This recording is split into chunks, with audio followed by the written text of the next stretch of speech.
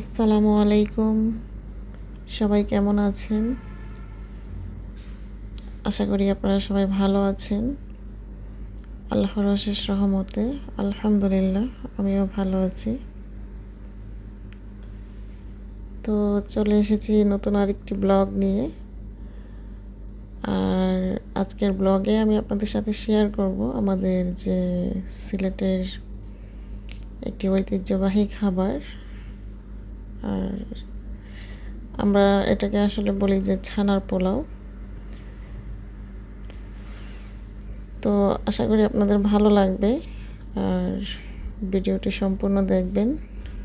ভিডিওর শুরুতে আপনাদের সবার কাছে একটি অনুরোধ, ভিডিওতে একটি লাইক দিবেন এবং যদি সম্পূর্ণ ভিডিও দেখে আপনাদের ভালো লাগে তাহলে অবশ্যই আমার চ্যানেলটি সাবস্ক্রাইব করে আমার চ্যানেলের পাশে থেকে যেতে পারেন। তো আপনারা তো ভিডিওর শুরুতে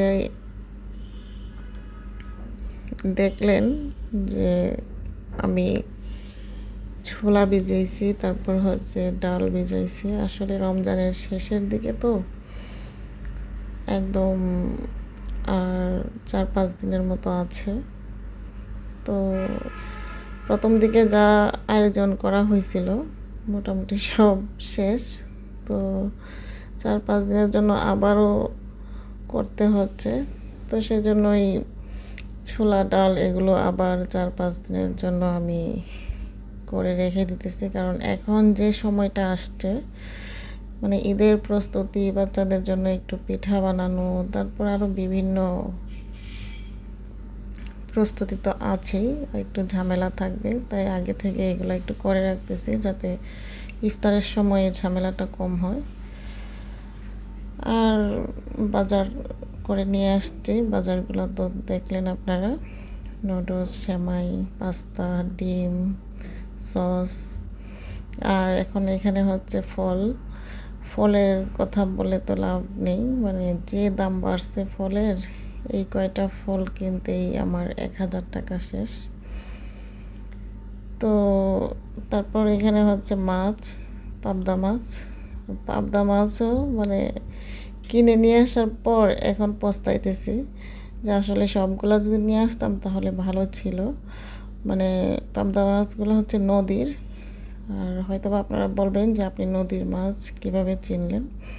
আসলে আমাদের এলাকাটা তো হাওর এলাকা, আমরা হাওরের মাছ এবং চাষের মাছ দুটাই আমরা বুঝি। আর আমাদের এলাকায় তো টাঙ্গার হাওর আছে, সুনামগঞ্জ। আর মাছের যে জায়গা সেটা বলতে পারেন যে আমাদের এলাকায় একটা নাম করাই। তারপর এখানে হচ্ছে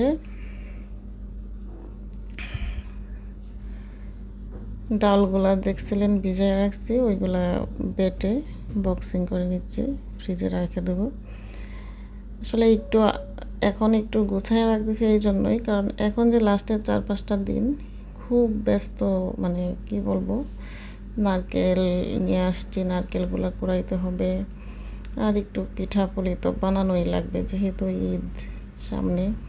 বাচ্চাদের বাড়িতেও যাব না, যদি এখানে একটু বাড়ির মতো করে একটু আয়োজন না করি তাহলে কি হয় বলেন।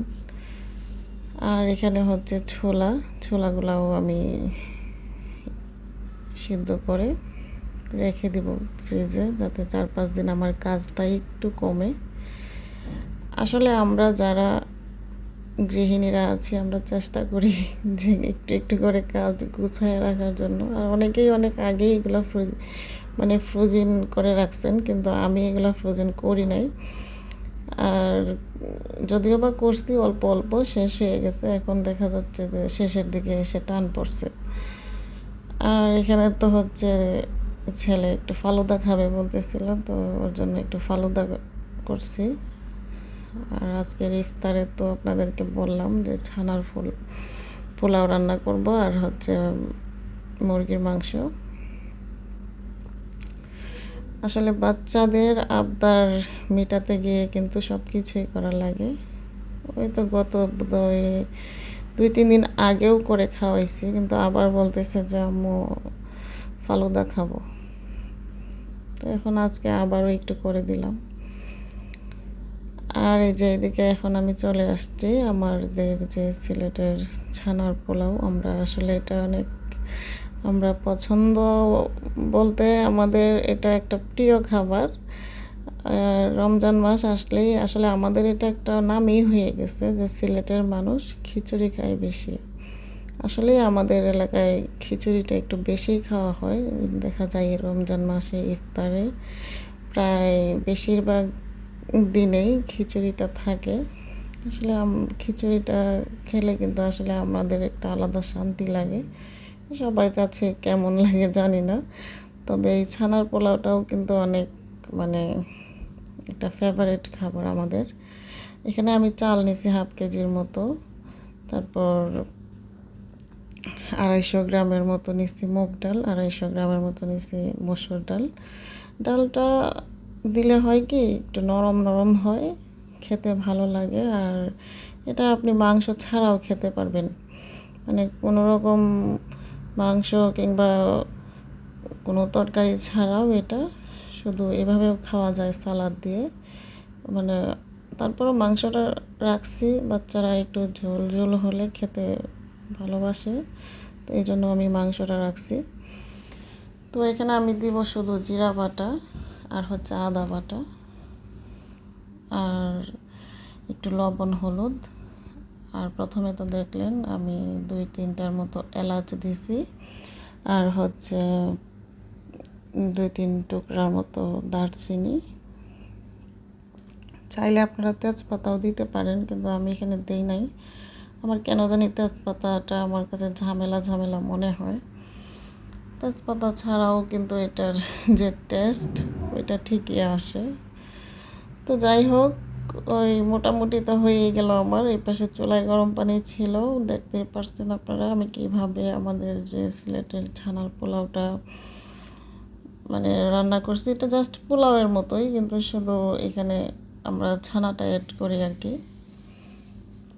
অনেকেই হয়তো নাম শুনে মনে করে যে আসলে কেমনে রান্না করে কি, আসলে এটা কিন্তু পোলাওয়ের মতোই, জাস্ট আমি এখানে একটু হলুদ দিছি, এতটুকুই।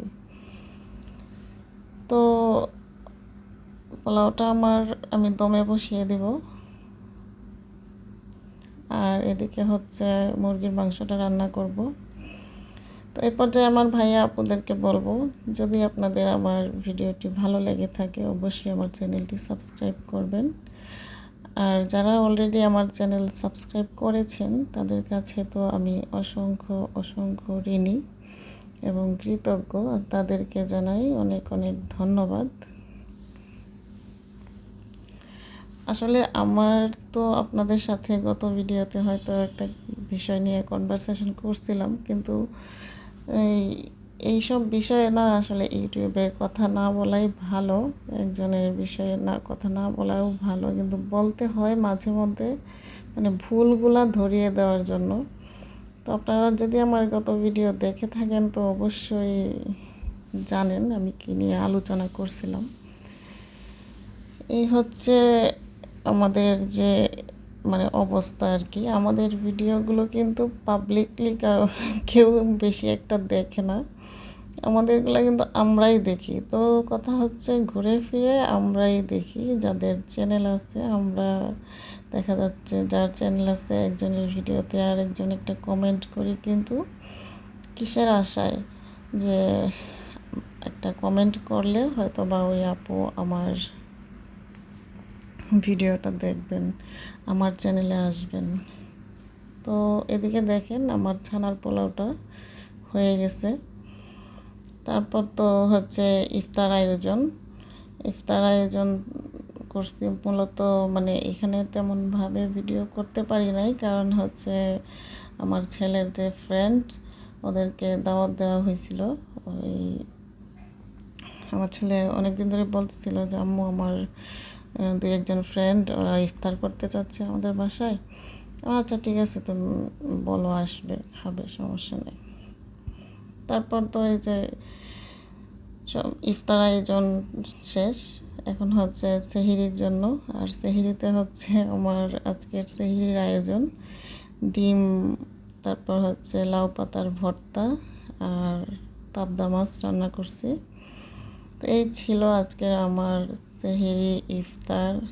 তার সাথে আমাদের যে সিলেটের ছানার পোলাও রেসিপি আপনারা তো সবাই দেখলেন। আর ইউটিউবে যেহেতু নতুন, আর যারা আমাদের থেকে আর একটু পুরাতন আছেন, মানে যারা আমাদের থেকে একটু সিনিয়র আছেন আমার থেকে, তাদের সবার কাছে আমার একটু রিকোয়েস্ট, আপনারা সবাই আমাদের পাশে থাকবেন, নতুনদের পাশে থাকবেন, আমাদেরকে একটু অনুপ্রেরণা দিবেন, একটু উৎসাহ দিবেন। তো আজকের মতো এই পর্যন্তই। আসসালামু আলাইকুম।